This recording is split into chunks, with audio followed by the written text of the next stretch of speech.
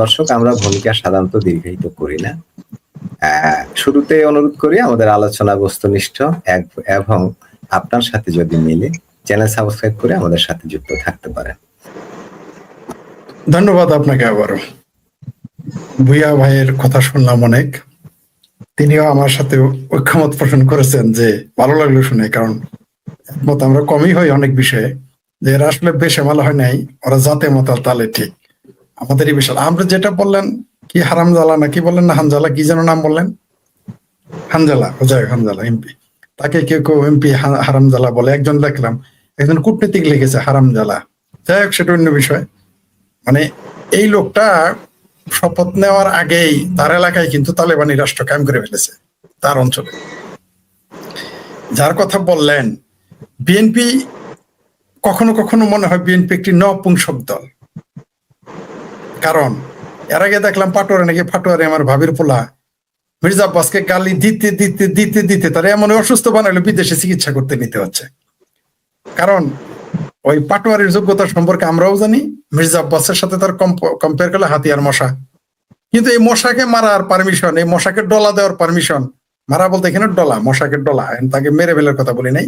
দর্শক আবার ভিন্ন দিকে যায় না, কারণ আমি মানবতাবাদী মানুষ, আমরা মারামারি সহিংসতা পছন্দ করি না, সমর্থন করি না। যেটা বলতেছিলাম, মশার ডলাটাকে মশাকে মারতে দেয় না, মানে মশাকে ডলা দিতে দেয় না, যে কামড় খাইতেই থাকো, কিছু বললো না। সেই কারণে সম্ভবত সে অস্থির হয়ে গেছে। আমরা দেখলাম পাটোয়ারির পরে আরেকটা বড় পাটোয়ারি আসছে, এটা আবার দাড়ি টুপিয়াল পাগড়িয়ালা। ওই হানজালা তো ছোট ছোট দাড়ি ছিল, টুপিও পড়তো মাঝে মধ্যে। এই হানজালা হইলো দাড়িয়ালা, একেবারে অরিজিনাল টুপিয়ালা, খেলাফত মজলিসের নেতা এবং এমপি। তার নেতা, বড় নেতা কি ওই যে মৌলভী পাশ করে ফেল করেছে, তিনি পাশ করেছেন। তো সে কিন্তু আবার জোটবদ্ধ করে ক্ষমতা আসছে। এখন এই লোকটা বলে ফেলেছে যে তার সাথে যদি খোঁচাখুচি করে বিএনপিকে দেশে থাকতে দিবে না। আপনি দেখেন, এইখানে যদি আমি বলি যে বিএনপি দেশে থাকবে না, এই কথাটা যদি শুধু বলি, আমি বলবো না যে বিএনপিকে দেশে থাকতে দিব না, এটা না। শুধু বলবো বিএনপি যে কার্যক্রম চালাইতেছে, বিএনপি তো 5 বছর পর কুর্সি থাকবে না। এটুক বলার পরে দেখেন কি গালাগালি শুরু করে আপনার এখানে। জামাতি ভোটাররা তো আসবেই, সাথে সাথে বিএনপির ভোট বাহিনী দেখবেন গালাগালি শুরু করবে চাতা। কিন্তু এই মৌলভী সাহেব যে বিএনপির বললো দেশেই থাকতে দিবে না, উচ্ছেদ করে দিবে, একটা এমপি পদ পেয়েই, তাও আবার অনুরোধের আসরে এমপি, আমরা ওগুলো জানি। ওইখানে যদি নৌকা মার্কা থাকতো আর জামানতই থাকতো না। কিন্তু নৌকা মার্কা না, আওয়ামী লীগের লোক যদি কুত্তা মার্কানে দাঁড়াইতো, তারপরেও তার জামানত থাকতো কিনা সন্দেহ, কিন্তু সে এখন এমপি। এই লোকটা বলতেছে সে বিএনপিকে দেশ থেকে বাইর করে দেবে। আপনি দেখেন, একটা বিএনপির লোক সেখানে কোনো কমেন্টস করে নাই, না গালিটা দেওয়া দূরের কথা, প্রতিবাদ করে নাই। আপনি গিয়ে খোঁজেন, আপনি পাবেন। ঠিক যেমন আওয়ামী লীগের অনেক লোক আছে বিএনপির খুব গালি দেয়, কিন্তু জামাতের গালি দেয় না। আপনি আওয়ামী লীগের 100 জনের পোস্ট গবেষণা করবেন, আমি করেছি, দায়িত্ব নিয়ে বললাম। 100 জন ছাত্রলীগের পোস্ট গবেষণা করবেন, 100 জন যুবলীগের পোস্ট গবেষণা করবেন, 100 জন শ্রমিক লীগ, মানে আওয়ামী লীগের যত অঙ্গ সংগঠন আছে, ছাত্রলীগ সহ, সবগুলো আপনি যাচাই বাছাই করেন, দেখবেন সেইখানে 95 জনই বিএনপি কে গালি দিতেছে, জামাতকে বড় জোর 5% গালি দিয়েছে, দেয় নেই। ওই যে দাঁড়িয়ে টুপি আল্লাহ দাঁড়িয়ে আছে, আমাদের তো ভাইজান একটু সুবিধা আছে, একটু টুপি দিলেই জামাতের মতো দেখা যাবে আমাদের ভুইয়া সাহেবকে। তো দাড়ি টুপি রেখে আপনি যা তা করেন, এমনকি আপনি যদি বলৎকার করেন সেটা কেউ কিছু বলবে না, সেটা মাদ্রাসায় প্রমাণ। মাদ্রাসাতে যদি এই যে মৌলবীরা বলৎকার করে শিশুদের, বলি একটু বলিও না, কেন বলবো না? ইসলামের ইজ্জত নষ্ট হয়ে যাবে, গায়ের ইজ্জত। প্রথমে বলে গায়ের ইজ্জত, তারপরে বলে ইসলামের ইজ্জত নষ্ট হবে। মৌলবী বলৎকার করলেও ইসলামের ইজ্জত নষ্ট হবে, তাই বলা যাবে না। তো ওই রকম দেখবেন আওয়ামী লীগের মাত্র 5% জামাতের সমালোচনা করে, আর বিএনপির করবে এর সমালোচনা। আবার এই বিএনপিরও দেখবেন সারাদিন আওয়ামী লীগের গালি দিতেছে, 14 গোষ্ঠী উদ্ধার করতেছে আওয়ামী লীগের, জামাত নিয়ে সমালোচনা করবে না। এখন দালা যে বলছে, এটা যদি আওয়ামী লীগের লোক কেউ বলতো, দেশে থাকতে পারতো। এতক্ষণ ধরে নিয়ে তারে বঙ্গবন্ধুর ভাষণ বাজানোর জন্য ঢাকা বিশ্ববিদ্যালয় 2.5 ঘন্টা পিটাইছে, পিটিয়ে তার পা মাজা এগুলো অবশ করে ফেলেছে, হাঁটু অবশ করে দিয়েছে।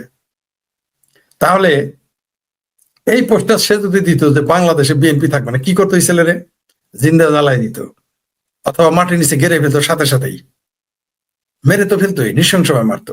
কিন্তু হানজালা বললো আর কিছু বললো না, কারণ কি মাথা একটা ভাগ গেছে, দাঁড়িয়ে আছে।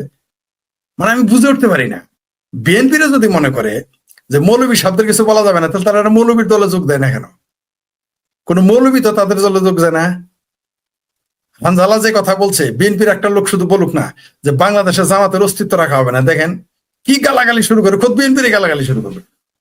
বিএনপির কোন এমপি, এই যে দেখবেন বীর মুক্তিযোদ্ধা ফজলুর রহমান আর হলো ওই যে হাবিব ভাই, হাবিবুর রহমান হাবিব, এরা যখন মুক্তিযুদ্ধের পক্ষে বলতো, এতে দেখবেন কি গালাগালি খোদ বিএনপির অবস্থা, আমাদের তো করবেই, খোদ বিএনপিরও গালাগালি শুরু করে সেখানে। কিন্তু জামাতের এই হেফাজতের একজন বলল, মানে আসলে তো হেফাজত না, হইলো খেলাফত মজলিসের, যারা গণতন্ত্র মানে না, তাদের দলটাই হলো গণতন্ত্র বিরোধী, কিন্তু ইলেকশন করে এমপি হয়েছে। বড় হাস্যকর। এই দেশটা না, মানে এই দেশে সব সার্কাস চলে, সব সার্কাস।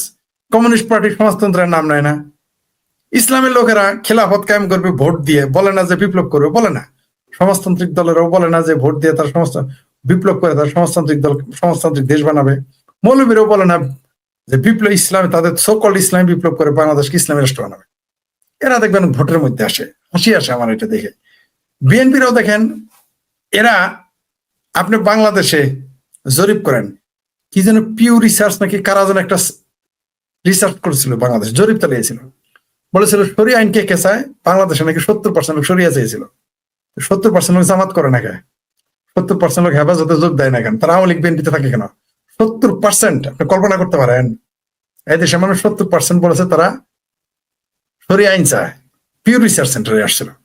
কিন্তু এই যে আজকে রমজানের দিন, আপনি গিয়ে দেখেন ইফতারের পরেই দেখবেন মদের যত দোকান আছে সব ভিড় বেশি। মানে রোজা যখন রমজান মাস থাকে না, তার আগে ভিড় কম থাকে সন্ধ্যায়, রমজান মাস আসলেই দেখবেন সন্ধ্যাবেলায় ভিড় বেশি বারগুলোতে। দায়িত্ব নেবেলাম, আমি দেখে গবেষণা করে প্রমাণ করতেছি। প্রত্যেক রমজান মাসে আমি সন্ধ্যাবেলায় বারে যাই। আমি কিন্তু মত কর না, কিন্তু যাই, শখ করে যাই দেখার জন্য। যেমন গভীর শীতের, যখন মাঘ মাসে শীত হয়, ফজর নামাজ পড়তে মসজিদে যাই।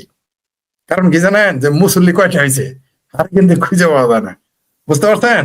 এটা দেখে। আর রমজানের মধ্যে শেষের দিকে যাইতাম, দেখবেন যার লোক খুঁজে পাবেন না।